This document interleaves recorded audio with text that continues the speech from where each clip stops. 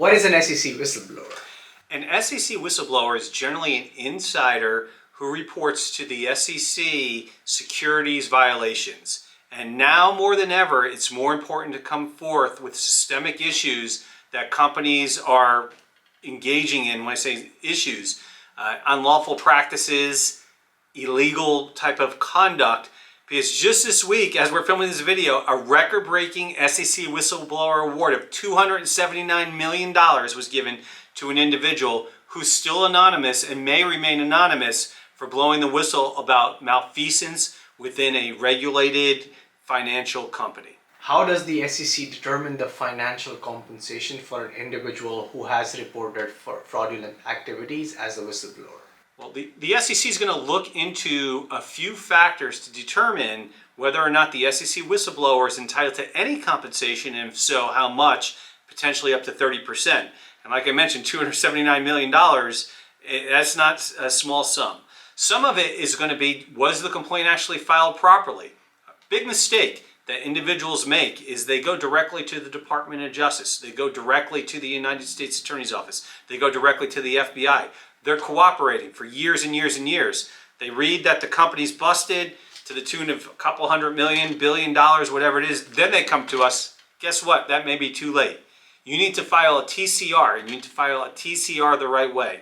The government and SEC will also look into what was your level of transparency, what was your level of cooperation, how incisive was your information. Were you an insider that intimately revealed the details of what the scandal was, or were you somebody from the outside who just postulated it and cobbled together the theory?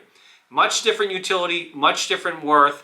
These are factors that are in a sliding scale that it sometimes may seem arbitrary, but can be argued with them. SEC complaint mechanism is unlike any other type of mechanism. Well, there's some latter analogous ones, but you need to stay up to date with what's going on.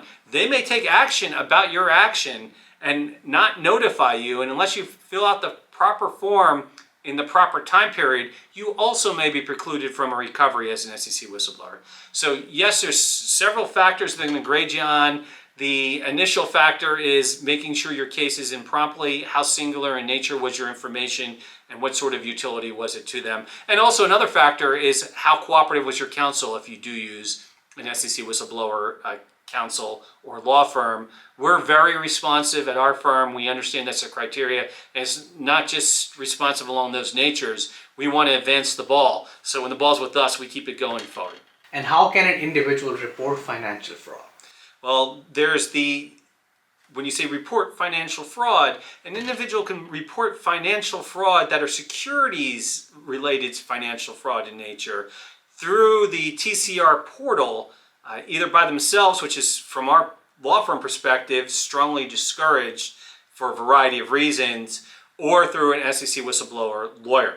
If you file with the SEC whistleblower lawyer, you could potentially remain anonymous from start to finish. If you don't, you can't.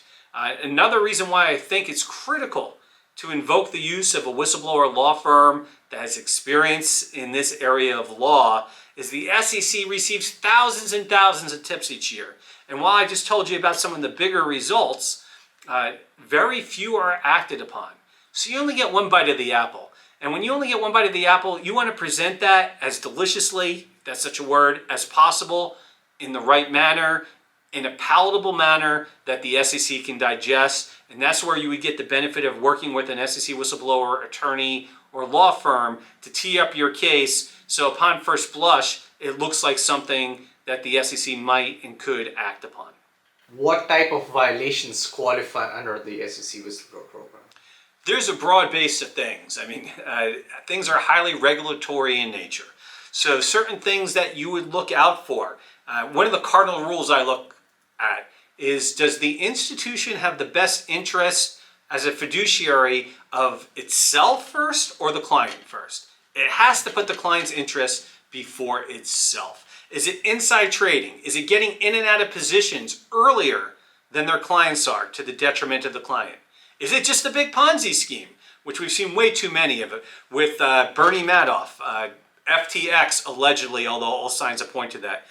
The Celsius implosion, which may not have been a Ponzi scheme, but certainly stunk and stinks. So also, there may be other regulatory issues that are prioritized depending upon what administration's in power. And I say that because we try to stay apolitical. Our function is to represent whistleblowers from all walks of life. But it's no secret that the present administration, as we film it, is very concerned about environmental and ESG issues. So if within the company prospectus they indicate they're going to comply with certain environmental guidelines, and they deviate from that, and they deviate from that to the harm of people or to the harm of the environment, this present administration may be very interested in making an example of that particular entity. In short, if you see something, say something. It could be churning an account. That's something simple. But it could be something intuitive that you know is happening, that the whistleblower knows it's happening, or they're not even sure if they could blow the whistle, but you need to speak with a whistleblower attorney to try to flush it out. I'll give you another example. Wells Fargo.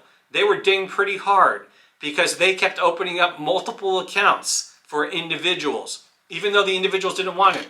So if an individual went in asking to open up a single checking account, they may get 2 or 3 accounts opened at the same time. May seem like nothing. SEC didn't think so. They went ahead and then they fined them. Also, another big no-no and something to look out for is the SEC, as well as other regulatory agencies, always want to ensure that there's a definitive audit trail, that there's a way to recreate what happened at every instance, who got paid what money flowed to whom, what policies were in place, what documents were relied on, who was at certain meetings. The absence or destruction of that may by itself constitute an SEC violation. So if you know there's destruction of documents, sometimes where there's smoke, there's fire. So if that don't smell well, it may be a problem. In short, there's a lot that goes on. There's a lot that goes on within companies. There's a lot of regulations too. We're not the type of firm where if the SEC regulation says you need to have it on blue paper and you put it on pink paper, it's not something that terribly interests us for a variety of reasons. And it probably, hopefully, would not interest the government to go chasing blue unicorns versus pink unicorns. But if you see that both papers are disappearing, there may be something. But why not gain the benefit of experience of somebody who knows what they're doing, who's been through it before, and confidentially speak with an SEC whistleblower law firm like Brown LLC. It's free. We have one office location, what's considered Wall Street West, where we could confidentially meet with you after hours or on weekends when it's more convenient for you. Or we could, of course, always speak on the phone or Zoom or things along those lines. If you think there's something going on, let me tell you one more thing. You definitely want to speak to somebody ahead of time.